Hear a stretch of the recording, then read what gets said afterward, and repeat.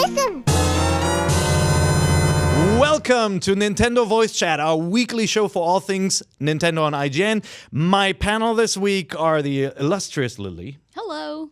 The Brian. Okay, yeah, I'll take it. And the Zach. The one and only. We didn't get cool names. What the? No, nothing like that. Philip actually can't be here this week. He is on assignment covering That's right. the Labo. Yeah, we actually have some live satellite feed. I don't know if we want to run this. We have here. that? Philip is in New York City at the lab. Oh, yes, there he is. This is it. This is awesome. There's that man. Oh, he's wearing new underpants. This That's is right. okay. So is that the piano? No, this is the motorcycle. Oh, that's the minigame. motorcycle. I should have figured that out. Right? And he actually sent me a couple of text messages. He wanted to relay some information about his experience with Labo. There he is, with the robot suit on. So Philip is just having an awesome time in New York. He's the right. first person at IGN to go hands-on with the Labo, so I'm really And excited. here to comes hear what my he has to personal say. favorite. Let's see what this one is. Oh, he's doing a fish. If you're He's listening to this show fishing. and you're not watching it on IGN or YouTube, which you really should do, imagine a grown man Playing with, With with a robot, cardboard yeah. strapped to his body pretending to fish. But also, he loves it. He loves that all that cardboard is strapped to him in the photos. That's what I'm saying. Oh, yeah. Does he? So Yeah, let's here's hear his what impressions. here's what he had to say. I tried all of them, but we only built the RC car and the fishing rod. Those two are easy to put together, but most kids under 10 will definitely need help. The robot kit was by far the best one, and it actually works how they say it does. It's a lot of fun, but all of them sort of feel like glorified tech demos. He said the motorcycle game in particular feels like they ripped the assets out of Mario Kart 8, like it's a hacked version of it, but it's still fun. And then my personal favorite quote, fishing is really fun and very satisfying when you catch a big fish. Now, I don't know if he's talking about the Labo fishing game or just I fishing think in general. that's the IGN review of the Because- concept of fishing. Yeah, because I agree fishing is great when you catch a Yeah. big fish. I totally agree. Yeah. But we... I was like, somebody in the NVC group was like, I don't know if these things are going to have any longevity. And I was like, people have been playing piano for thousands of years. Right.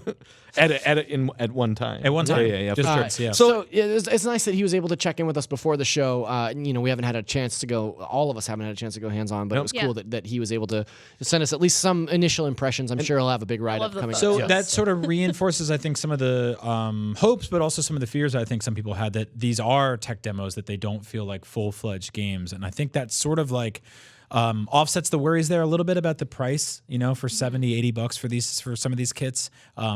To have just a series of like kind of Wii Play style mini games is...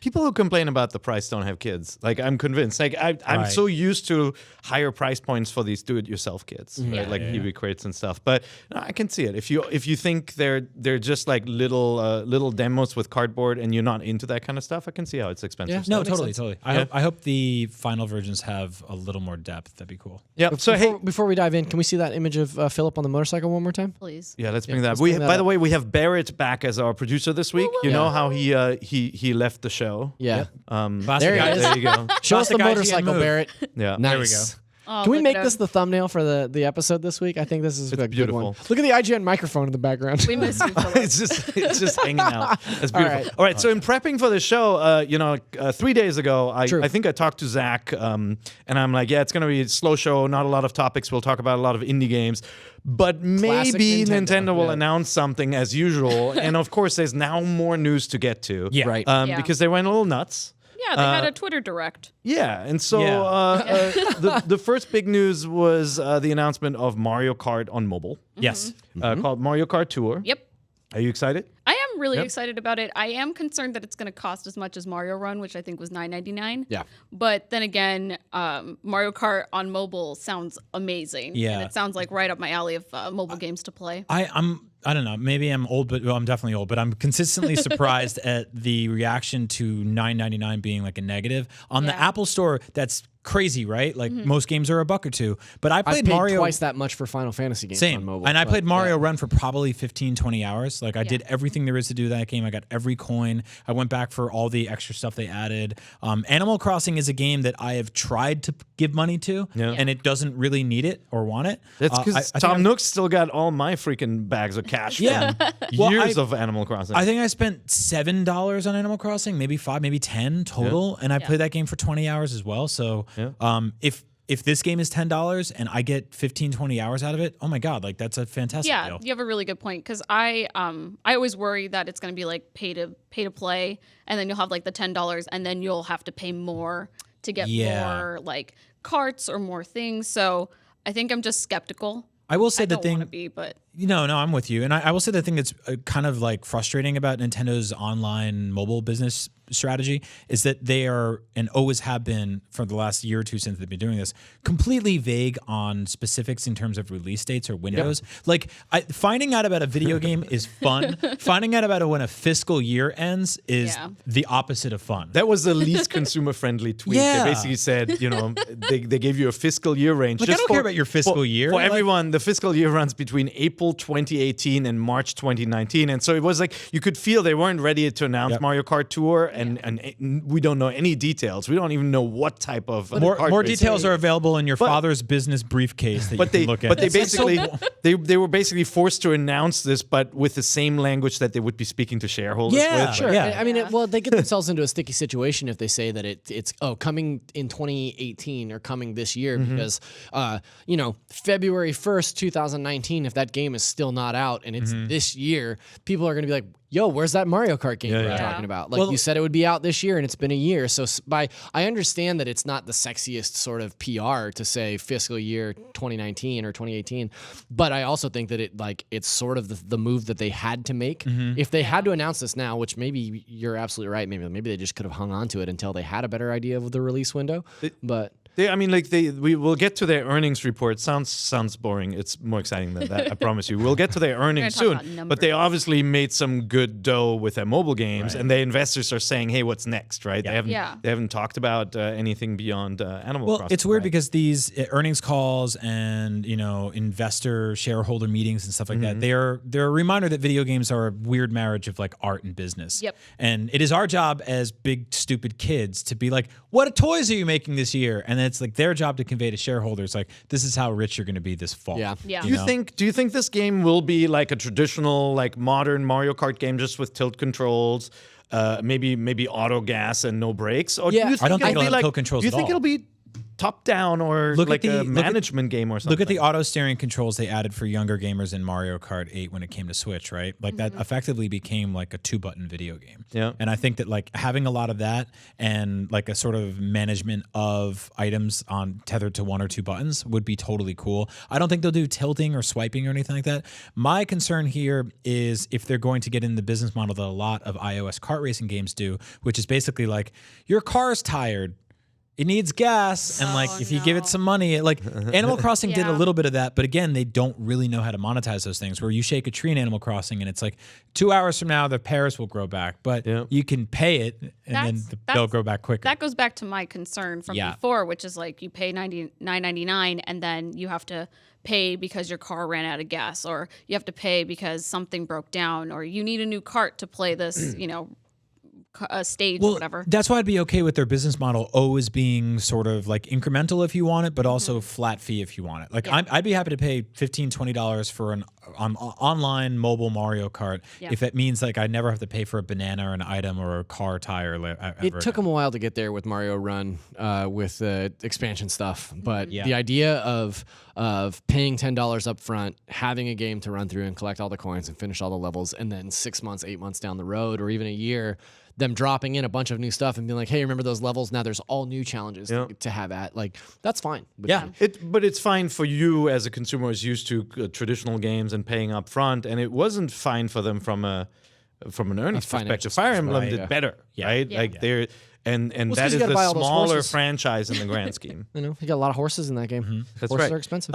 Let's talk a little bit more about their announcements, because they also, you were talking about paying for stuff online. They announced the launch of Nintendo Switch Online, right? Their online service, and gave us a date for the first, the new date for the first time. It's September of this year is when Nintendo Switch Online will officially launch. Yeah, and so I saw a lot of sort of backlash to this. A, because they haven't really justified why this is worth paying for yet, and B, because online is free and will be until then. So if you're playing Dark Souls with your friend, you're gonna get charged starting September. It's almost like we had the exact same conversation with Andrew Goldfarb. Well, yeah, no, it's true. But more importantly, and this is what nobody's really paying attention to, is that in September, that means that Nintendo pretty much has to launch a giant online game. They have to deliver. Yeah. Well, so here's my theory. Maybe. The theory that I have is that 2 weeks ago, over the weekend, they had a Super Smash Bros. Tournament in Oakland, and Nintendo versus Nintendo of America partnered with that competition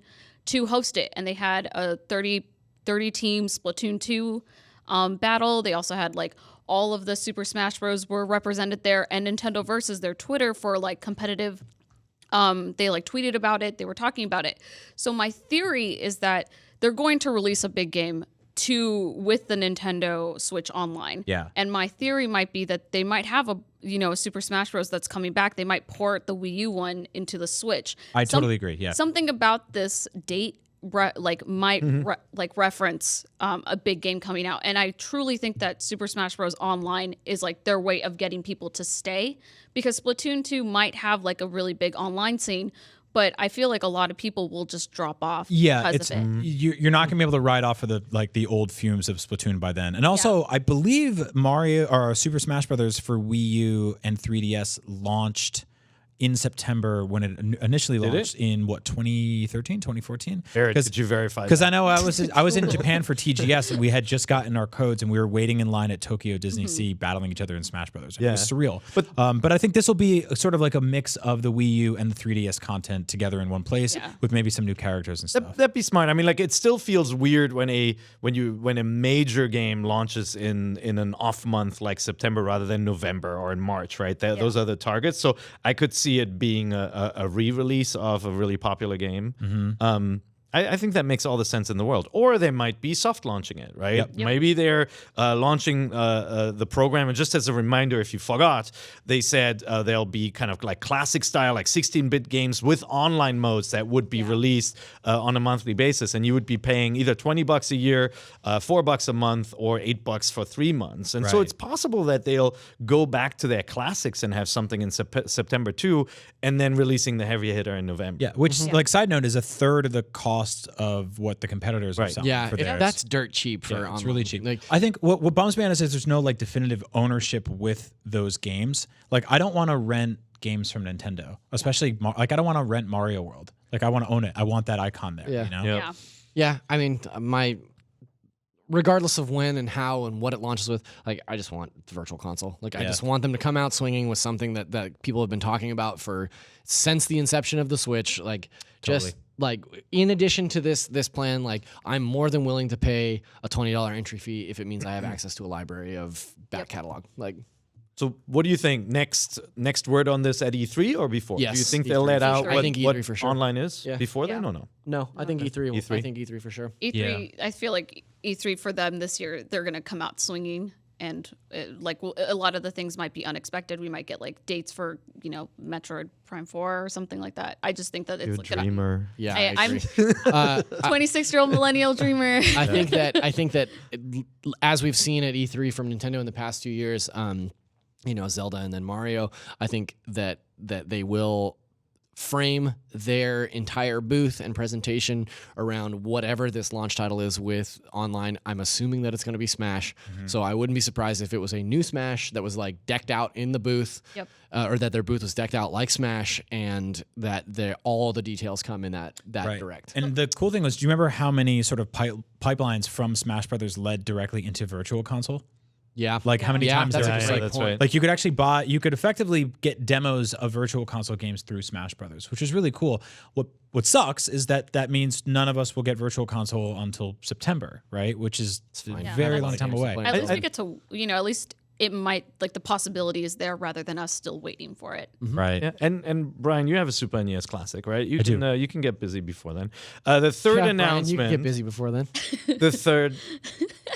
The third announcement in this kind of shareholder reacts come Twitter feed celebration was that Nintendo, super big surprise, Nintendo and Illumination have partnered on a Mario movie. So that's the studio behind Minions, the Minions movies, Despicable Me.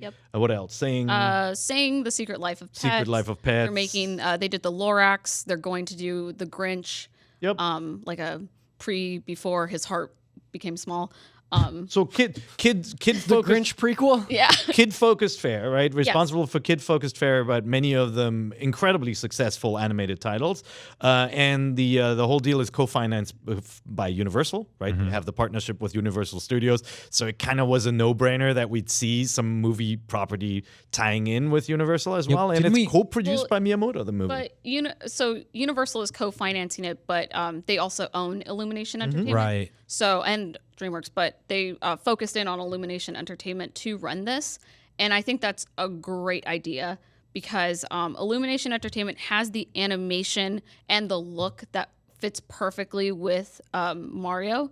Like a lot, it's stylistic and it's simplistic yet stylistic with their animation compared to like Disney or Pixar, which has their own type of way of looking. Yeah. You're an animation fan, right? And I think when people heard Mario movie, they thought Pixar would be amazing, or Disney studio behind Wreck-It Ralph, like somebody with that experience. I saw a couple of negative voices following this confirmation, or even the original rumor, which I think the Wall Street Journal posted last year. I think that anytime you get a beloved character in the mix with Minions, people are going to flip out a little bit. You think that's it? Yeah, I think so. Because like when people think of Illumination Studios, they only think of their biggest franchise, and that's Despicable Me and those terrible Minions. Yep. But I think you got to look beyond that. Like The Lorax is one of my favorite animated movies ever. Like I think that's such a great contender, but nobody ever talks about that in the same breath as they're talking about. You think they can do the franchise justice? I believe so. I think that the fact that Miyamoto is co-producing, like people think that because you're a producer, you don't have a lot of say in what you do. Like people think of, Steven Spielberg produced or executive produced Transformers, and look how that happened. But a producer has so much more power than you think. Like they have more power than a director does. So I think that because he is co-producing, he will oversee from pre-production, production, and post-production. Yep. And I don't think he's going to let go of I don't think he's going to make his characters look You terrible. think Miyamoto's going to oversee post-production? Yeah, like, I can't because- imagine that there would be like. I think of his role in this in the same way that he was an executive producer on Kingdom Battle, right? Yeah. In that, like, this is what Mario can and can't do in this medium. Have you seen the Pikmin animated movies that he directed? No. Yeah. So those were. I didn't even know that was a thing. He's small. Yeah, there's small short films that they launched on Wii U. I think you can get them also through Club Nintendo. They're definitely on YouTube right now. But Shigeru Miyamoto directed a bunch of like micro movies starring Pikmin, and they're all really cool and very sort of heady conceptually, and sort of in the same Miyamoto way where he's like, I have an idea, and then this is the 7 different ways we can build upon it. Yeah. So, he also created Wii Music, so think about that. Yeah. The dude's not infallible. It'll be interesting though. I mean, like with will Mario talk a lot? And will that drive us crazy to hear Charles Martinet go, "Oh, now I'm going to do this," and how much did the Minions talk? A lot. Right? A lot, but they say nothing. yeah, I think I think They just kind of babble. Well, there's that one in Despicable Me 3 when they had the one minion has that crazy political rant. That's true. yeah. Yeah. That's I very don't odd. think we've talked about it here on the show before, but I don't think he'll talk at all. Like I think you'll say the usual stuff. Yeah, exactly. Yeah, I mean, in Kingdom Battle, he talked a little bit, but not like enough to be like, whoa, like Mario, don't talk that he'll much. just mumble in racist stereotypes like he's been doing for 30 years. He'll be like, and I'll be like, yeah, that's cute. You'll translate. Where are we gonna go for dinner? Mexico. I hope it's an origin story and the tagline is Wahoo? Question mark. Very nice. I'm just excited to see. Bad joke. I'm just excited to see how it turns out. Like, I feel like a lot of people are so jaded by the 1993 Super Mario Bros. Movie that they don't want this to happen. They don't want Mario to get tortured. I think they're jaded by it. I think they're jaded by the idea of video game movies in general. Yeah, but even Ratchet and Clank from a few years ago was bad. Yeah. There's a live action that one. CG animated Sonic the Hedgehog movie coming out. Yeah, like, there's things are about to get weird. But the one experiment with a big animation studio was Wreck-It Ralph was the closest to a video game movie that's animated in that style, and that was really good. That was like borderline parody, right? Like Right. the way that they frame that movie, the thing that makes Wreck-It Ralph work is that it's not based on a property that has to abide by any certain rules. It just incorporates a lot of other video gamey type things into it. Like this is a Mario. Yeah. Like But I Mario don't will think- have to do Mario stuff in order for it to be. But he Mario didn't film. do Mario things in Kingdom Battle. He had like some liberties. Like, Oh, you remember all those times that Mario used the gun? yeah. So I think that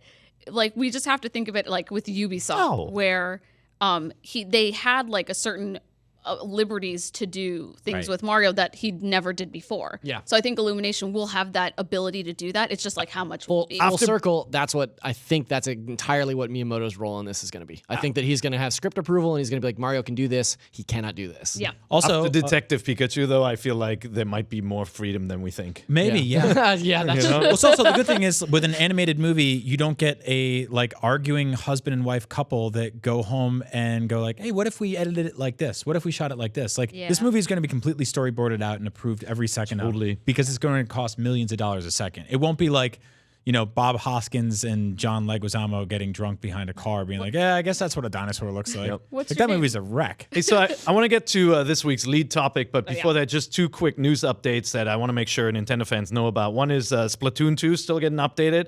We had a new weapons drop, the Rapid Blaster Deco. Yep. It's also, you mentioned it's hitting the competitive scene with more tournaments coming out. Yep. And then I think today, Arowana Mall was also added, right? Yeah, which is a Marijuana Mall. Yeah, Yes, you gotta Marijuana Mall. You got to have a was card to added, get in there, but it's worth it. That level is legal now. Yeah, it's a throwback to Splatoon, which I think is it's a lot. It's a more interesting map, which I think a lot of people will be excited about. So you're going to play? Yep.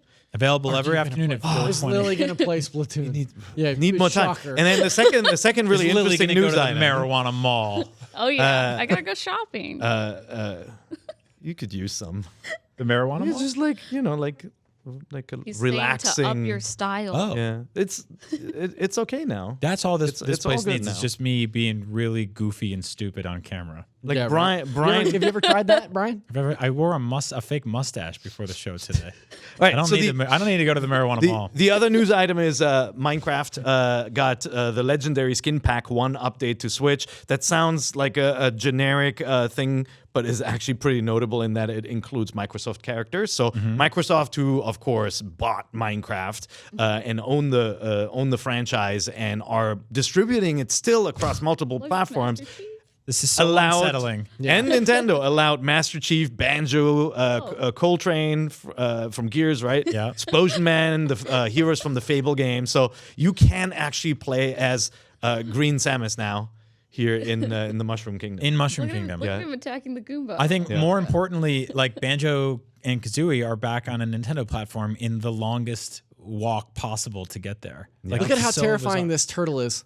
Oh boy. Oh man, that is unsettling. That turtle did Whoa. something. It knows something. But Banjo and Kazooie originating on Nintendo hardware, and then Rare buying them out or bringing them over to Microsoft, who bought out Rare. Yeah. And then doing Banjo Nuts and Bolts, and then a couple of like Banjo Pilot, and then what was it? Diddy Kong Racing 3DS had Banjo in it. No, so we got to see them there. Banjo also has that weird idle animation where like he'll pull out a Game Boy. So they're always like they're still friends. When I took a tour at Nintendo, you remember there a couple years ago, they have a statue of Banjo and Kazooie in there, and it's just cool to see that because he's not really one of their properties anymore. Yeah. But yeah, it's taken a while, but Banjo and Kazooie are back on Nintendo in Minecraft. Are your pupils dilated? Yeah. I'm high as hell. Oh, I see. Fresh in from Arowana Mall. Hell yeah.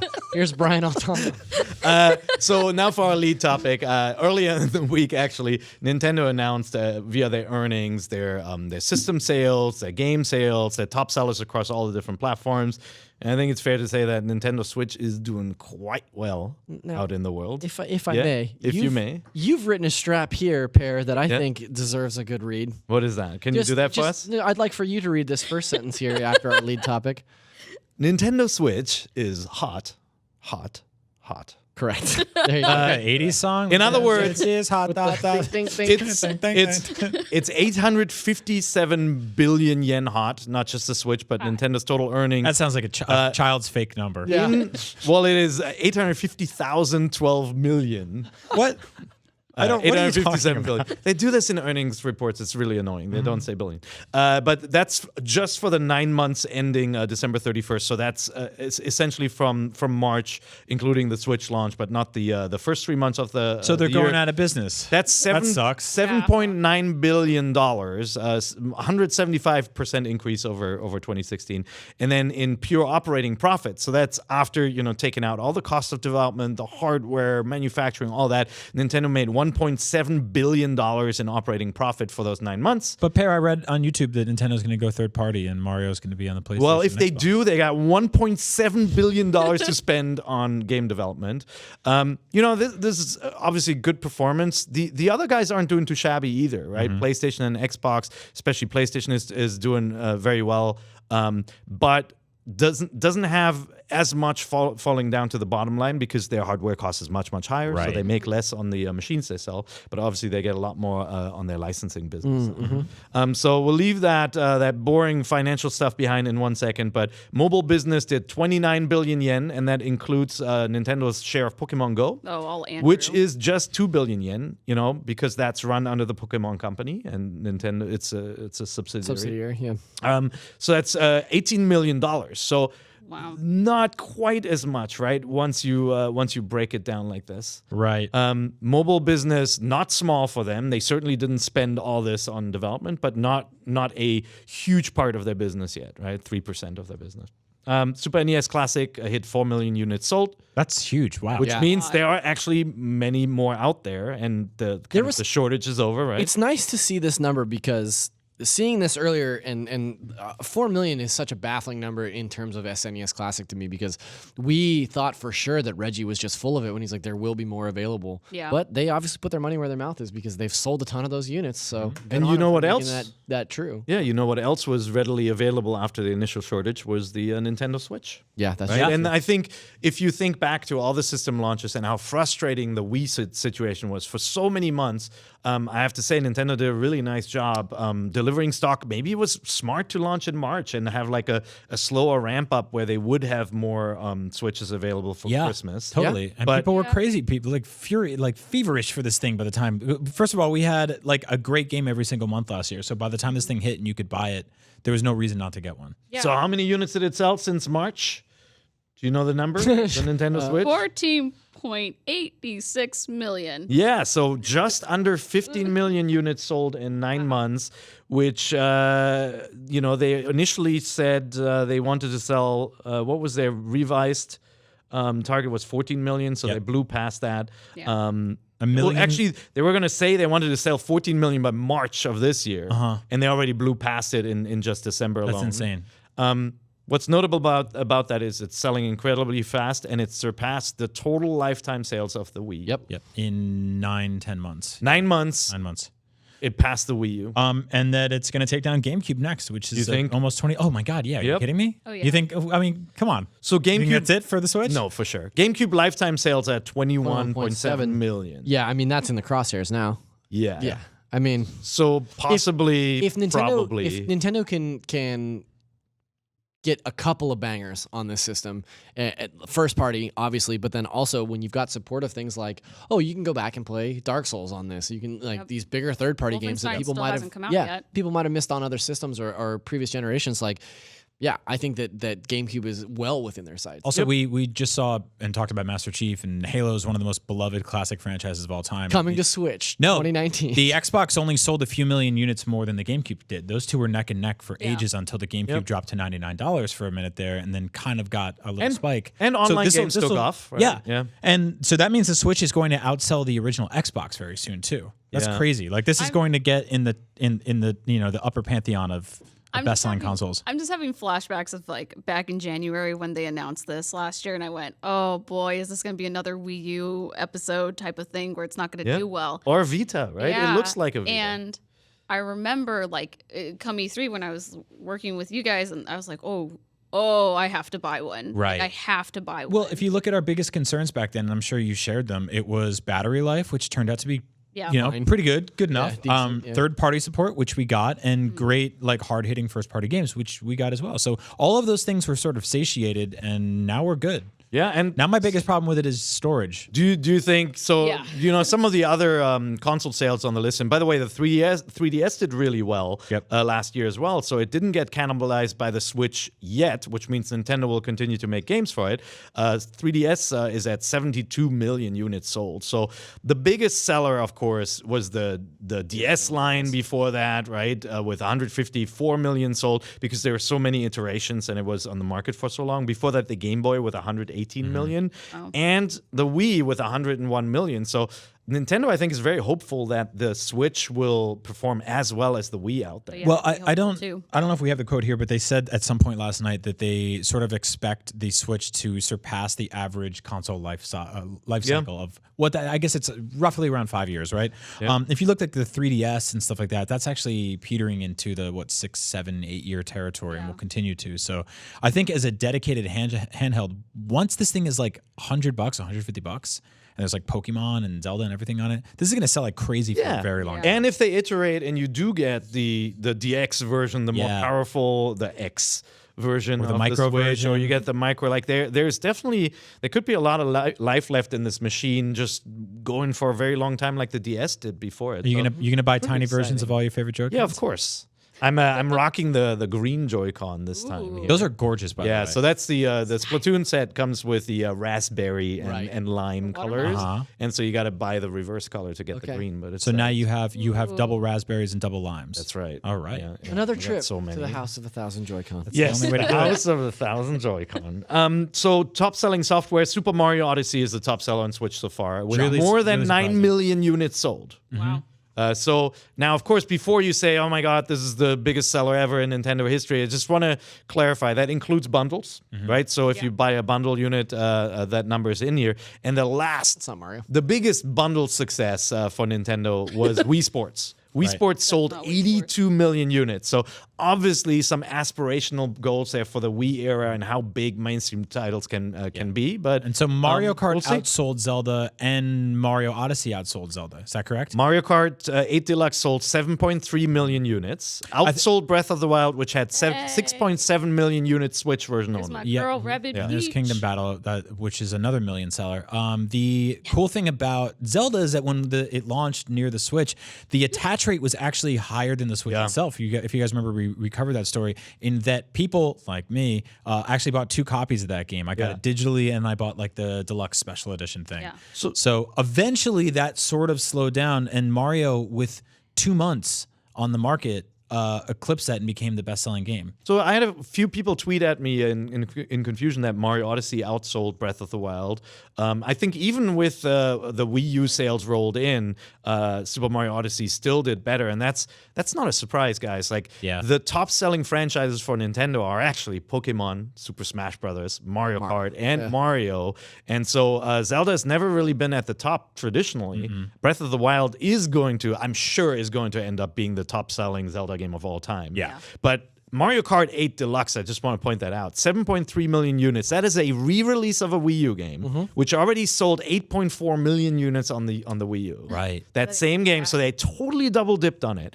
And that compares to That's such an insane percentage of that install base. Like, that's crazy. on Wii U, you mean? Oh, yeah. That's but you know what that means. 75% That's people. such a huge attach rate. Not that Nintendo needed that number to justify it, but like they got to be working on a new Mario Kart game beyond the mobile What game, if that right? is hand in hand with whatever they've got planned for September?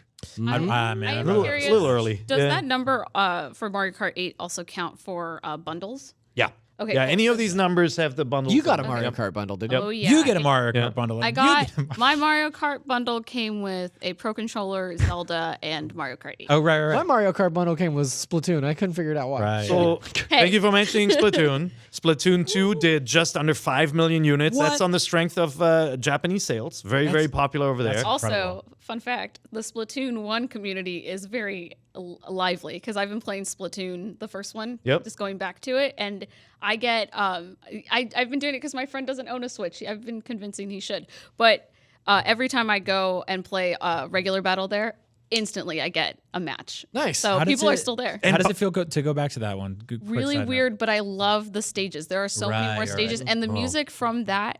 I really want them to bring back the music that was in Splatoon 1 into Splatoon 2. You're tired I of agree. you're tired of all 4 tracks in Splatoon already? They've been 4 best Listen, songs ever made. there are at least 16 songs, I think. I don't know. I'll have Definitely to not. Those Not were on some Splatoon daggers 2. shooting your way. I there. think it's the 4 songs they played 4 times each. So, Maybe. by the way, Splatoon 1 also sold 4.91 million copies, just like the Switch version, which means they converted every single user to the new one. That's nuts. 1 out of 3 Wii U owners owned Splatoon.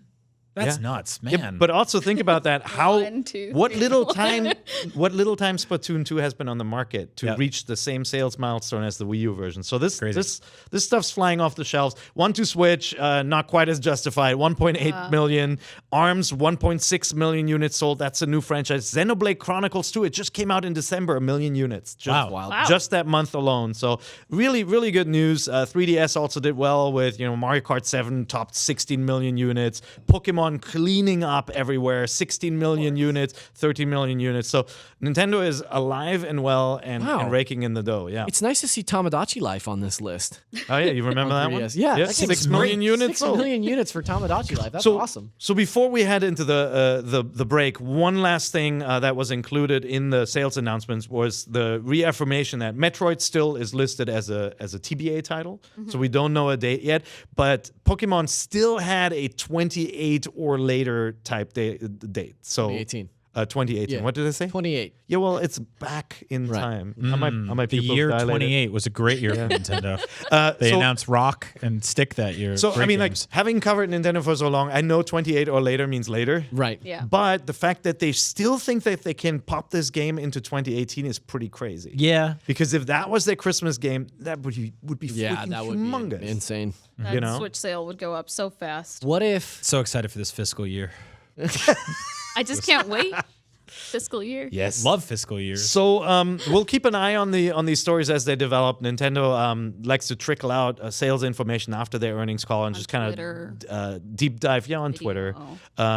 So keep an eye out on it, but suffice it to say the Switch is not going away. It's a success. Hopefully more third parties will jump on board and support this thing. It's actually great news for us as weird nerds for little numbers and things like that. I've always been fascinated by MPD. Always. It's just one of my favorite things. When a console's doing really well and the games are doing really well, you get so much information. And you look at other times, I know Sony specifically during the PS3 era, they were like, we shipped so many. We sent all these things to the store. And I was like, do people buy them? They're like, oh, well, they will. Don't worry. That's the issue when you're trying to compare cross-platforms, right? Like Xbox will not release console sales. Yeah, Nintendo we have no does. idea this gen. Sony does sell in, not sell through. So it's very difficult to compare them, but it looks like everybody's doing pretty well. And we like it that way. Yeah. So thank you so much, Lily, for joining us this week. Thank you for having me. We're when we come back after the break, we'll have Chloi Rad joining us. She's our expert on indie games, and there are a ton of new games coming out on the Switch that we want to talk about. So see you in a sec. Bye. Welcome back to NVC, the second half of the show. If you didn't watch the first half, please go back, rewind. How is that even? It's people possible. Start videos it's in the possible. middle. Right. Sometimes I like to go to my favorite YouTube channels and I'll just click on a random video and just start right in the middle. Yeah. Just see if I can catch up. I like to walk into movie theaters halfway through. They might be catching this on the radio. You never know. Like tune in or something. Like it might be in the middle. You never know. Yeah, that happens. We're not on the radio. All right. Terrestrial radio doesn't exist. I want to introduce you guys to Chloi Rad. Chloe. Chloi has not been on NVC before. Hello, I've never been on NVC. Hi, I'm Chloe. But you've worked at IGN for how long? Oh God, But what, like 34 years 5 now? years at this point. I think. Jesus Christ. 5 years? Okay. I think counting my time as a freelancer, it's been a while. So my God. The reason for that is Chloi plays a ton of games on PC, and she's the person I always go to when I want to know what indie games to buy next, because she seems to have played all of them. And guess what happened? Now all these games are coming to Switch. Sometimes day one, sometimes like 2 years later. Yeah. The Switch is actually my favorite console right now. That which rules. is as a PC gamer, like I am very happy to have a way to play indie games now on the go. Did you find yourself like just slowly sort of being like, hey, I'm playing more games on Switch and less on Steam, even though I feel like a lot of them come to Steam. It's earlier, a good right? mix. Yeah. I mean, I still love my PC, but like there are some games that just work so well on the Switch, like Stardew Valley. I sunk like 50 hours into that just on the Switch. Yeah. Sure. Yeah. So- I mean, like, there's like things that I know you reviewed Thumper. Yes. When it came that's out, right. and then that came to Switch, and I know that you were playing that all over again on Thumper Switch. is And like ideal on Switch, Yeah. actually. Yeah. It's It's awesome. great. so you're a PC person. Like, do you find yourself like skipping stuff on PC for Switch, or is there like a big discrepancy in release dates? Are you like looking at stuff on Steam and being like, oh, I'll play that when it comes to Switch, or? It depends really. Like and honestly, at this point, it's become this thing where like there's all these great games coming to Switch that release on PC first, and this is my opportunity to go back and replay them again. Okay. And Yeah. Yeah. Okay. All right. Well, let's talk about just quickly about what's out this month. We're officially in February, so we've got Bayonetta 2 coming out for $50 and Bayonetta 1 for $30. Is there not a Bayonetta collection? Yeah, there's It's Japanese exclusive right now to get them physically. Yeah, if you want 1 and 2 physically, you have. So to buy them both digitally, I got to spend $80. I think so. Yeah, which sucks dang. because I feel what did they do with the last time they released? Like, You downloaded one title and got one physical. that's what I thought. Yeah. So I think it's the same with this one. But so Bayonetta is coming out, obviously a really highly regarded game at IGN. And once we get a playable of that, we're going to talk a ton about it. Yeah. Payday 2, the kind of mysterious game that disappeared and came back, is actually coming out this month as well for $50. Fe is coming. Oh, that's finally coming. Coming out for $20. I there. thought. Fe. There's Fe. Fe.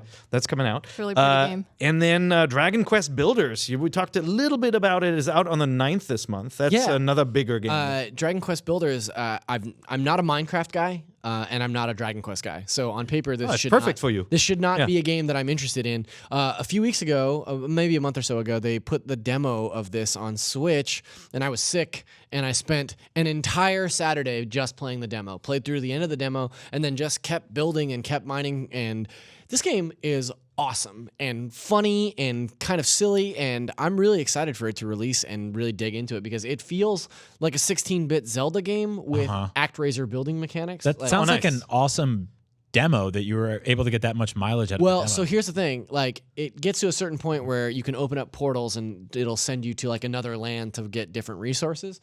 But in the demo, it's just like, well, you can't go there. This is the end of the demo. Right. But feel free to poke around here if you still want to. So I did, and I discovered a bunch of stuff and like caves and stuff. It was awesome. But I also sunk like all in probably like 6 or 7 hours into the demo. And I wonder if there's an unlock screen in the demo itself that will carry my save over. That would be ideal. I'd rather not have to play those 6 hours again, but I will willingly if that's the case. Did the performance of the Switch version bug you a little bit? I mean, it runs a little slower than the original. Like a little choppier, I have but no it's okay. metric versus the PS4 or Xbox versions of it.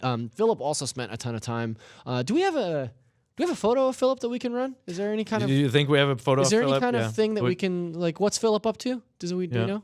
Well, I think at this point Barrett is like shuffling through all his papers. There he is. There's that man. There's all Philip. right. Yeah. That's beautiful. Philip has also put a bunch of time into Dragon Quest, and he didn't mention any performance hits either. Okay. Like, it didn't seem to bother him. So good. A couple of smaller games were announced. Atui, we had the founder on a couple of weeks ago, so look that up. Atui has a soccer game coming out. He actually showed that to us a little bit. It's like this kind of cute arcadey soccer game with what look like Minecraft characters, like little blocky guys, right? Voxely. Yep. Yeah, it's cool. So we'll let you know more about that once we get to play it more. This is the Police 2 got announced. Mm-hmm.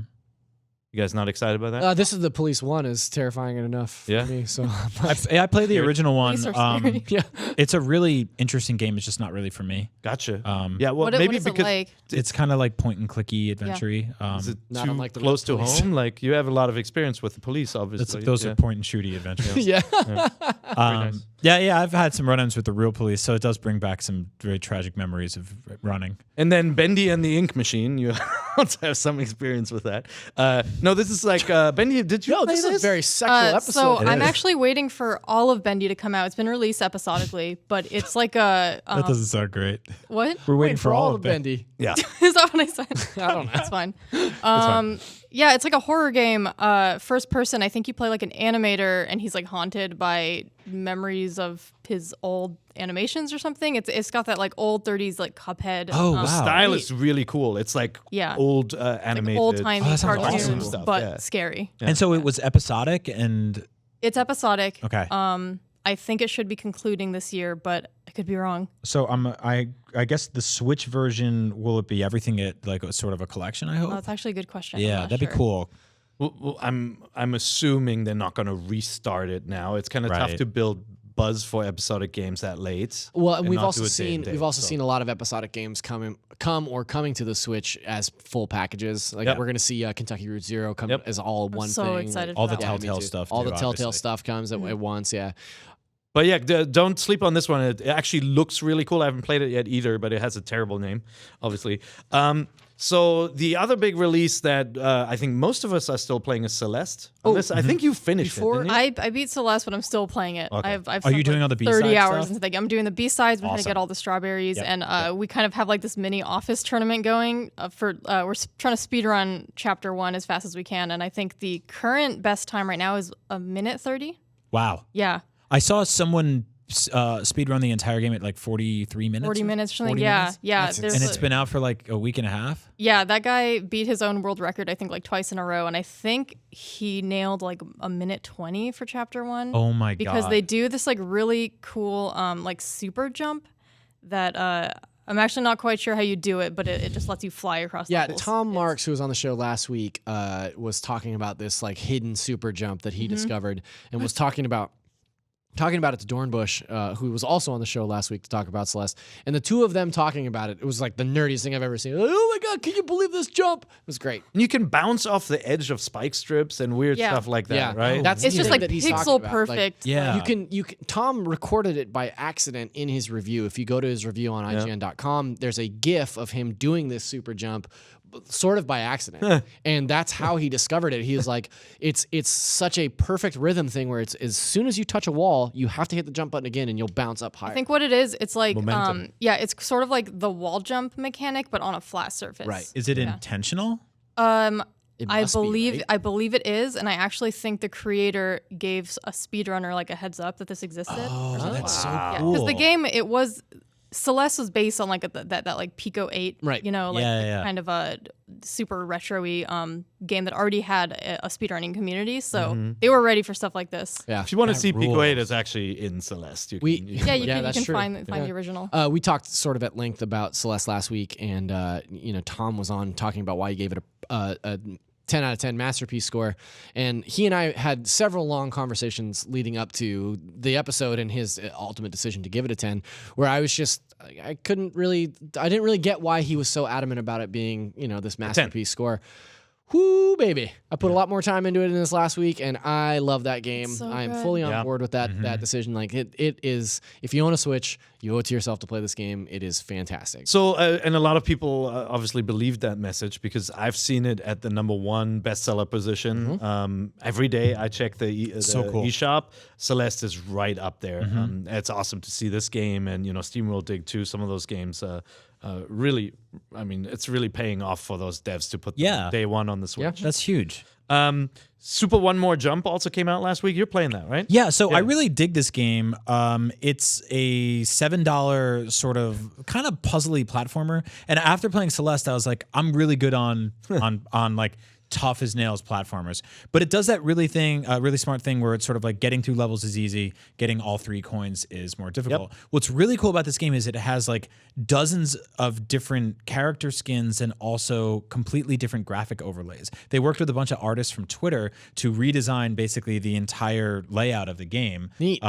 And reskin it. So you can play in like very simplistic NES graphics, or you can play in something that looks like the walls in Super Castlevania or Abadox or something. Yeah, if you want to know what it looks like, we don't have any footage here, but it's like, the stages are more confined. Your character auto runs and you have to hit the jumps at the right times, and it plays with gravity. Like you jump around the corner and you have to get these little coins on the way until you get to the exit. It's one of those games where like dying is okay because you can instantly retry, just like Celeste. But even a little quicker. Like the levels are not as involved, at least in the beginning. I'm sure it almost feels like as they get later, it feels like sort of memorizing roller coasters, but with some like mild Mario Odyssey physics where you'll jump and sort of swing through the air over the gravity and land on the other side. And timing those jumps right is difficult, but the levels can sort of loop. So it doesn't really play like some like kind of cheap iOS endless runner game. I really dig this game. $7, seriously. It's like you can't lose with this thing. So those have been some of the recent releases. Now this week and even today, as you're watching it, a whole bunch of games came out. We should probably warn you of 2. Like tennis actually came out last week as well, right? Yeah. You play that? You don't like that one? I'm gonna say straight up right now, this is the worst game I played on Switch. Oh wow. Yeah, tennis is trash. Okay, so don't play tennis. Don't play tennis. Island Flight Simulator also came out. That actually came out on Wii U, I think, like 2016. Oh. Also not a fantastic game. I would stay away from that one. I was like, this is going to be our Pilot Wings pair. So sometimes it's telling when in the eShop something doesn't have a video. Yeah, But that's a no, good it's point. like it looks a little bit like Pilot Wings, but it's a very kind of limited and dated feeling flight sim. And Like by Pilot sim, Wings. you don't do a lot of simmy stuff. Yeah. It's I would stay awake. But a bunch of things came out like that are actually much better, including Steamworld Dig One. So this came out, as you're watching it, it's out on the eShop. Everybody play Steamworld Dig 2? No, I didn't. But oh, you would love it. yeah, I know you guys like it a lot. Yeah. So one is less good. Yeah. Yeah. I'd say, I mean, it's fair to say, right? Of course, yeah. Fewer good. It's fewer good. Yeah. It obviously came out way before then. It's a little bit less of a game. Yeah. It's a smaller game, but if you love the second one, you're gonna like this one too. Yeah, I really like this game. I haven't gone back to it after playing the last one, but this is just a really smart sort of take on the Dig Dug / Metroidvania genres, and it's just really cool. And it's got these sort of mild RPG elements where like leveling up your weapons and stuff like that helps you go deeper and deeper and explore different areas. But yeah, it's just a smaller, more compact game than 2 is. Do you need to play the first one to play the second? No, there's no. I've not played the first one, Yeah. and the second one was one of my top 5 games last So the year. second one essentially starts with the main character from this game is missing. Yeah. And so that's the quest. Oh, that's cool. If you played the second one and you 100% of it like I did, and you felt like a little bummed out, and you haven't played the first one, just go back because it feels sort of like Or- a map pack. Or play SteamWorld Heist, which is also very good. Yeah. Very different game. Very, very Steamworld different game, Heist, yeah. a little bit more like a Worms tactical game with like aiming shots and ricocheting off True. bullets. This But I'm one more having a good action. time with Yeah. that. Either Both way- of those games are, I feel like, great. Yeah, and apparently Image and Cool. Form have a whole bunch of other games coming to the platform. I so- know I've plugged these guys before, but the Retronauts podcast had an interview with what's his name? I always butcher it, from Image and Form. Brand? Brian Surgett. Yeah, Brian Surgett. Rajan? Where he talks about the company's history, and it is super fascinating. When you're done here, go listen to that episode. It's just really interesting insight and like what it's like to be an indie developer. So Brian, we hope to have Brian on NVC, hopefully during the Game Developers Conference. He's we've tried to make it happen a couple of times and just For never like worked years out. now, but, yeah. But he's coming to San Francisco that week, so look forward to Cool. hearing from him directly. Her Majesty's Spiffing came out. It's like some weird adventure game. Yeah. it's With got British humor. British humor, yeah. I definitely don't know. read this. It's hard to tell like what kind of game it is from the trailer, Right. Yeah. but it looks like it could be fun. I thought it was like that Oser Insult Simulator game. I keep getting those two confused. I definitely read this as Her Majesty's Spliffing and thought that she had taken a trip to the Nice. Arowana Mall. There are a couple. place to There are a go. couple of game titles where you have to watch out that you pronounce them correctly, including Shiftlings. So mind the F. That's Mind Shiftlings the F, Enhanced Brian. Enhanced Edition. It's a really nice looking game from a Norwegian developer called Rock Pocket, and you can play co-op. So it's got weird, strange rolling characters. You'd like it. Shiftlings. Yep. Take a look. Mind the I'm looking forward to playing that one. It's not my pick of the week, but I dig it. Skyforce Reloaded also came out. That's like a sci-fi shmup, like a shooter, 2D sci-fi game by Infinite Dreams. Dundara came out. Dundara looks really cool. I think this Yeah. is going to be one to watch. Yeah, it's Tom Marks was playing this game, Oh, yeah. and it's a Metroidvania that has this weird sort of like hook shot angle system Yeah, where it's like- getting around the environment's like really Like a Bionic they're like Commando? gravity kind of, but puzzles. very much more diagonal, I would say. Yeah. Also, fun fact: the game is made by a Brazilian studio named Long Hat House, I think. Yeah. And the character is actually based on a real like Afro-Brazilian warrior who like Super fought cool. slavery. Oh my So, god. But it's like a sci-fi game, right? Yeah. But there's that historical context there, I guess. It's like a retelling. That's awesome. And it's got, it has the very popular retro kind of styled graphics, but has some really cool stuff happening with gravity. Yeah. And how you navigate through the And environments. that's the name of this game is Dendara, right? Dendara. Okay, So that's really look that up. It's just $12 and it's out on the 6th of February, so a little later than Totally the gonna show check that out. Frederick 2, Evil Strikes Back, 3D mini golf, The Men of Yoshiwara, Kikuya, Crypt of the Necrodancer, which is built as an RPG but is a rhythm game. That's yeah, right. Crypt of the Necrodancer is like it's like a turn-based roguelike, but you move to the rhythm. Yeah, and Oh, weird. yeah, it has music by Danny Baranowski, who did the soundtracks for Super Meat Boy and Oh, Binding God, of that's Isaac. awesome. So the music is like great. So, The first time I ever saw Crypt of the Necrodancer was at maybe GDC, and I want to say they had it hooked up to like a DDR pad. Yes. Yeah, Yeah, which I've was seen that. super cool. Yeah. So like I'm rattling these off. I mean, there's some gems hidden in here. ACA Neo Geo Samurai Shodown 2, Eternal Blade, Mad Carnage, which is like for $5 is this weird isometric Mad Max. Mad Carnage sounds like game. a white rapper. Yes, Mad Carnage. It is a white rapper. But it's like, but there's so much variety in the genres here. Not all of these games are amazing, but some good stuff coming out here.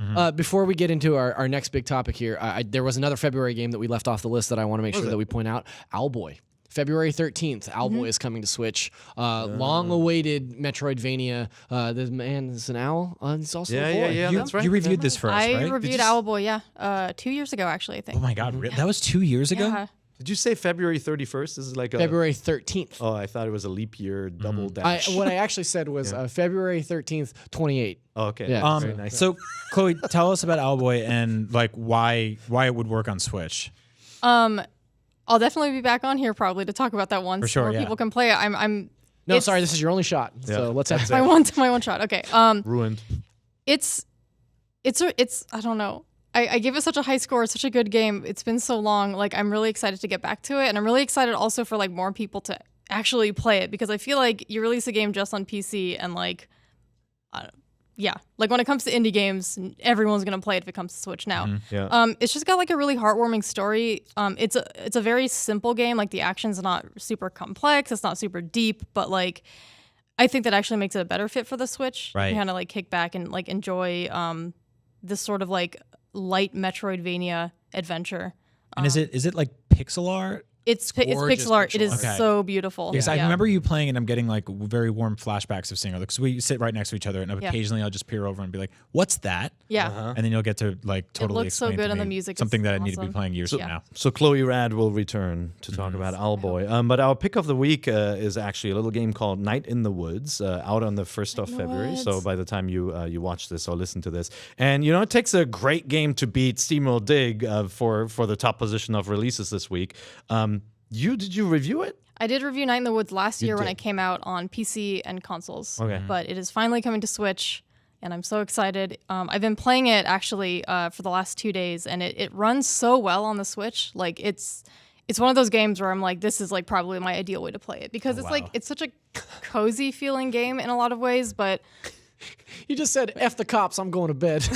yeah. I like this picture-in-picture if you're watching a video version, because it looks like a cartoon version of whoever's talking in the corner of. It's like two characters talking to each other. So okay, So I want to get this into. yet. I don't get it. What is going on? So, what I love about Night in the Woods is kind of like what surprised me about it the most. It's, you expect something very different going into it. It's like a very cute looking game. Like, you play this like cartoon cat girl. Everyone's like cute animals.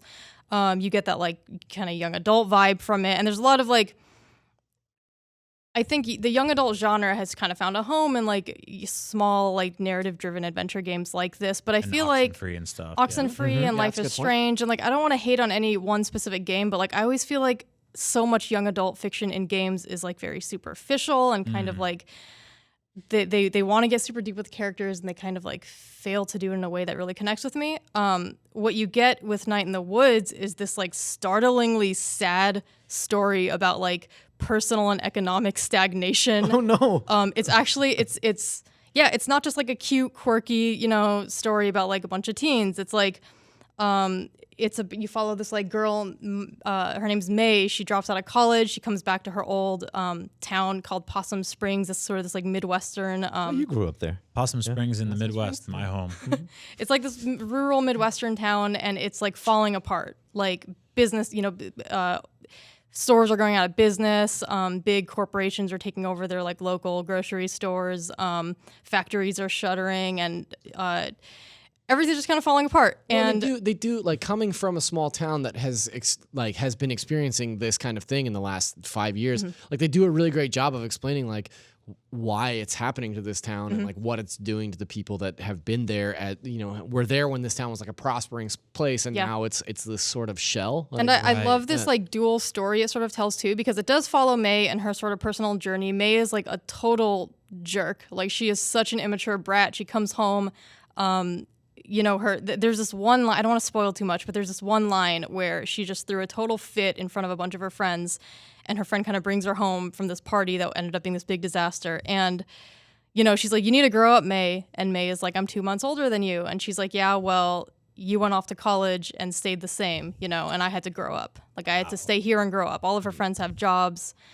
And I love that they're able to, like, paint this character that I just hated, but also, like, related to so hard and, like, wanted to see grow, That's awesome. Well, I think it's so hard to do flawed characters like that, and I think Night in the Woods just nails that. And it does, again, what I was getting to earlier was, like, it does this dual story where it's like this tale of, like, a bunch of young adults trying to find themselves, and in this, like, it's very, like, these millennial anxieties, it's very, like, relevant to now. And I think what's so cool is that it does have this sort of, like, wonderfully twee art direction. And you see so many things on Nintendo Switch that look sort of like these charming retro puzzle platformers.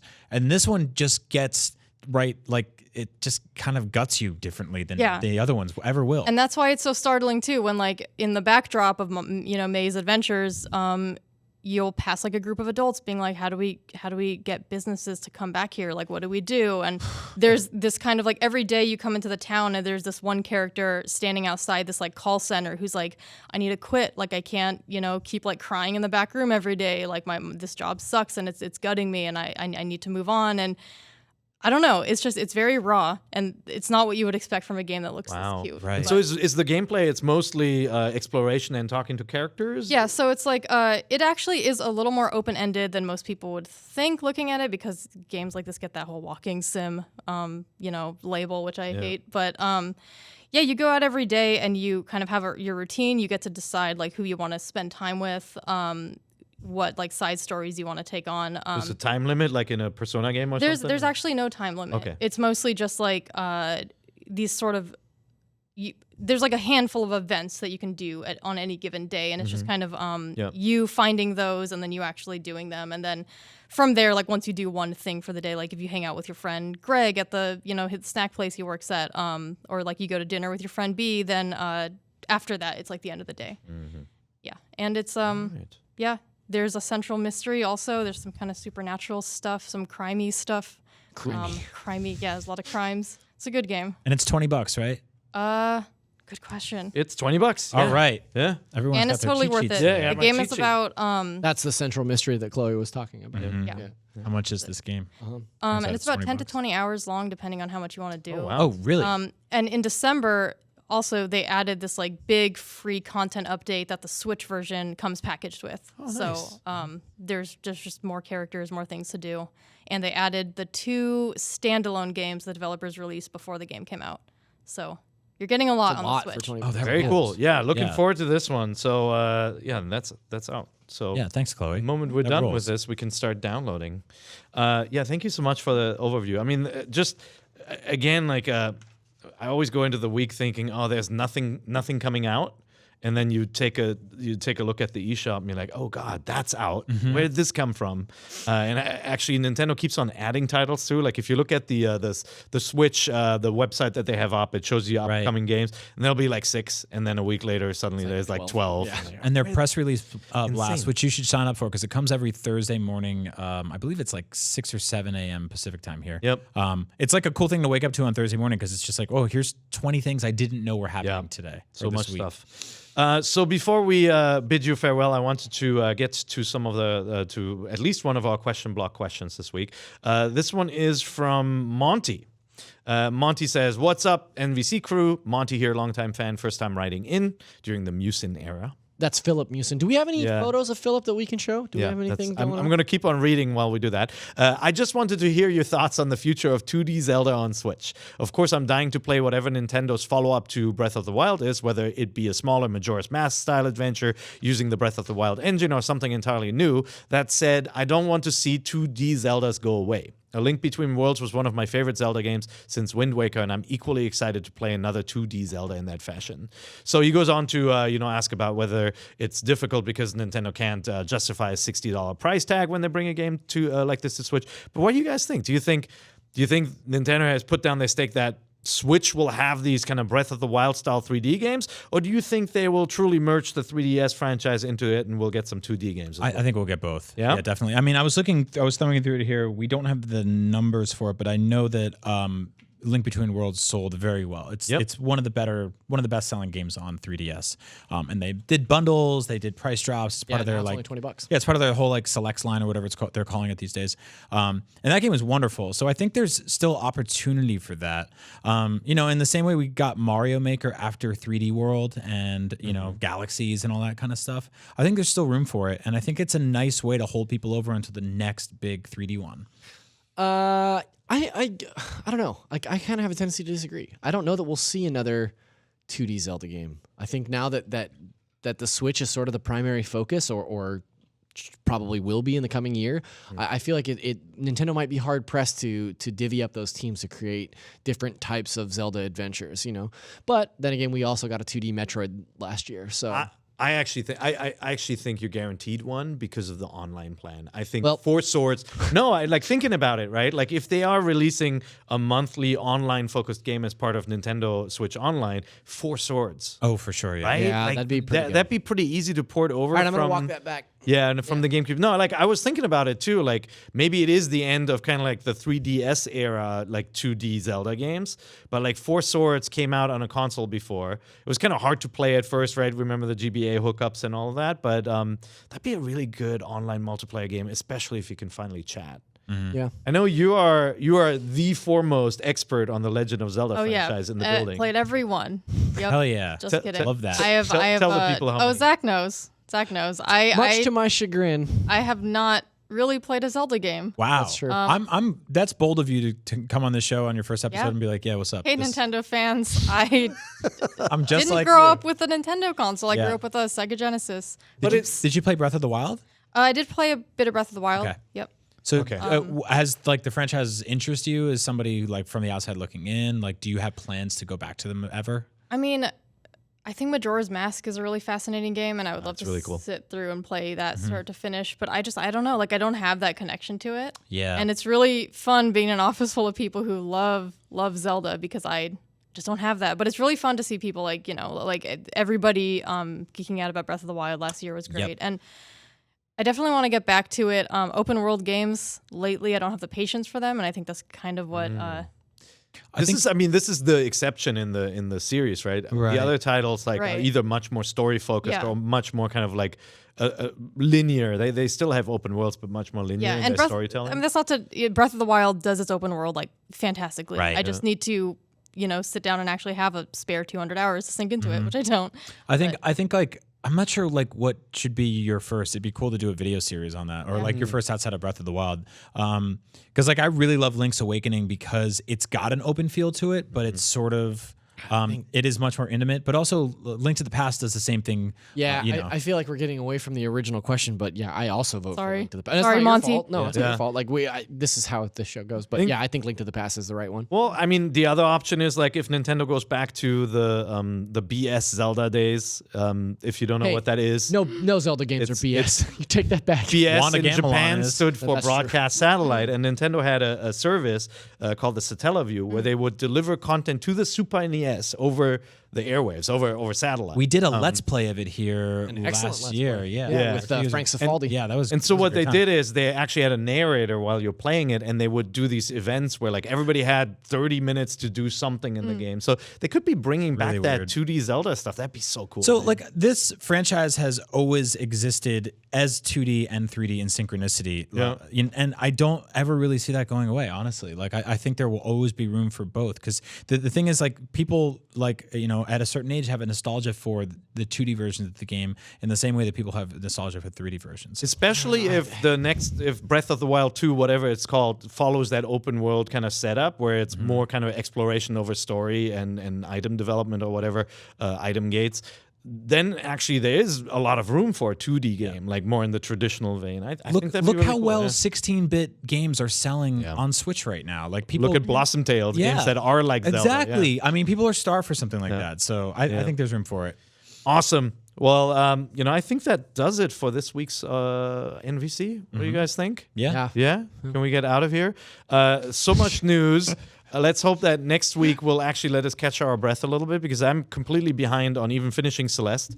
And I want to get to playing some of these other games. Definitely going to get Night in the Woods and play that as well. One last thing about Night in the Woods, I feel like I should have prefaced everything I said with the fact that it is a genuinely funny game. Oh, good. I thought you were going to say spoiler alert. No. So no. Yeah. You're not going to go in, I mean, you will probably cry, but you will laugh a lot too. Good. So please, that's awesome. Please play Night in the Woods. Chloe, when you're not on NVC, where can people find you?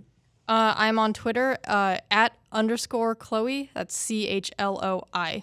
And if you want any advice on indie games, she also pens a monthly feature on kind of games you missed. Yeah. Yep. The first one of the year went up yesterday. Nice. Oh, awesome. Yeah. Where can people find Brian Altano? At Agent Bizzle. You can also find me on Podcast Beyond, Up at Noon, a bunch of other stuff. I'm on the shows. Yep. And I'm at ZachariasD on Twitter, and I'm here on NVC just about every week. And I'm Per IGN on Twitter, and next week we'll have Philip Mewson back. You may have seen him on the show a couple of times. Do we have a picture of him? Do we have a picture of Philip Mewson, just in case people don't know who that is? Every time you ask, it's like a full 40 seconds, and then we get there he is. There Very he is, good. right in the So motorcycle. come back next week for many more topics on Nintendo, everything you love, and the wonderful Philip Mewson. See you then. Goodbye. Bye.